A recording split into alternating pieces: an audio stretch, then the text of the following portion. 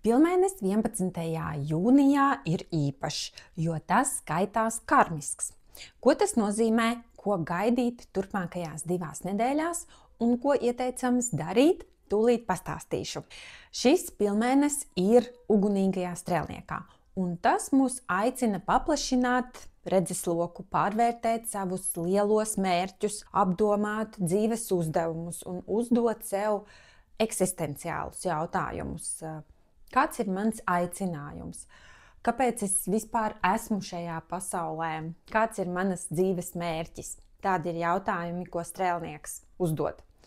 Strēlnieks tēmē mērķi, un tāpat arī mums katram kaut kādā veidā dzīve rādīs vai virzīs uz domām par savu aicinājumu un mērķiem.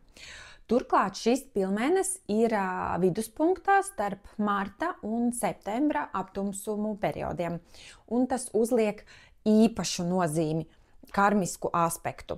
Tuvākās 2 nedēļas ir jāvēro, kādas zīmes nāks no ārpasaules vai kādas jaunas domas rodas pašas no sevis. Ja nāk kāds piedāvājums, iepazīšanās, iespēja, tad ir jābūt uzmanīgiem, jo te ir 2 varianti. Tas var būt tiešām tā, ka veras vaļā jauna dzīves ceļa līnija, bet tas var būt arī kā eksāmens, vai esi izpildījis pagātnes uzdevumus kaut kādus, vai esi mācījies no iepriekšējām kļūdām. Ja nē, tad gaidi pārbaudījumus. Piemēram, ja esi bijis attiecībās, teiksim, ar alkoholiķi un nolēmi, viss vairs nebūšu upura lomā, tad ļoti iespējams, ka dzīvē drīzumā ienāks cilvēks, kas ir ļoti mīļš un foršs, bet ar alkohola problēmām. Vai par ko vīrieši mēdz sūdzēties, ka meitenes viņus izmanto tikai kā naudas makus. Lūdzu, tad būs dota vēl viena iespēja tuvākajā laikā, kas ļaus saprast, kāpēc tā notiek. Un tas arī ir tas karmiskais mezgls, ko aktivizēs šis pilnmēnesis. Tāpēc vērojiet savas situācijas, esiet apzināti un neuzkāpiet uz veciem grābekļiem. Otrā tēma, ko strēlnieks paceļ, ir ceļojumi. Tuvākajā laikā līdz ar to ir pozitīvi plānot braucienus, pirkt biļetes.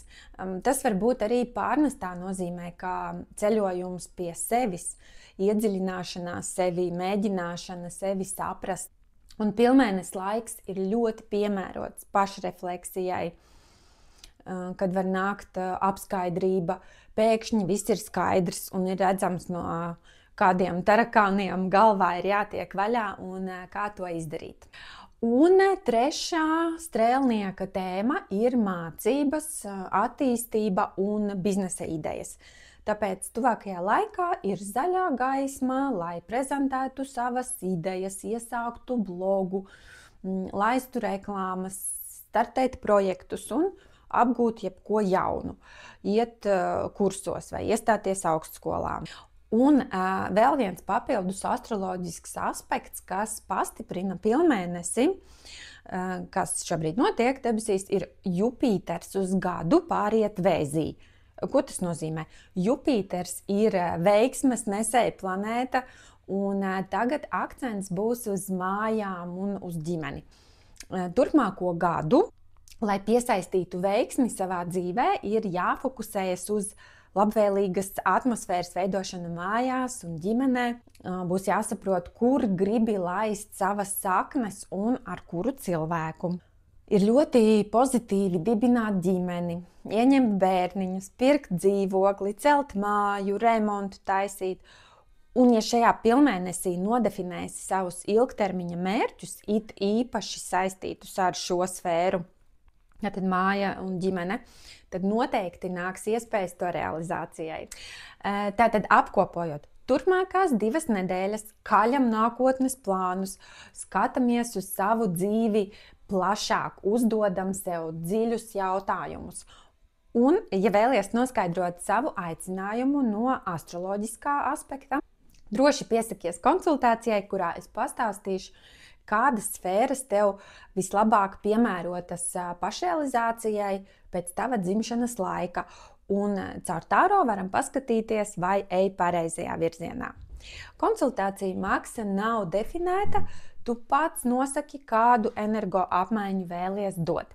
Tā kā laipni lūdzu un lai visiem harmonisks pilnmēnesis!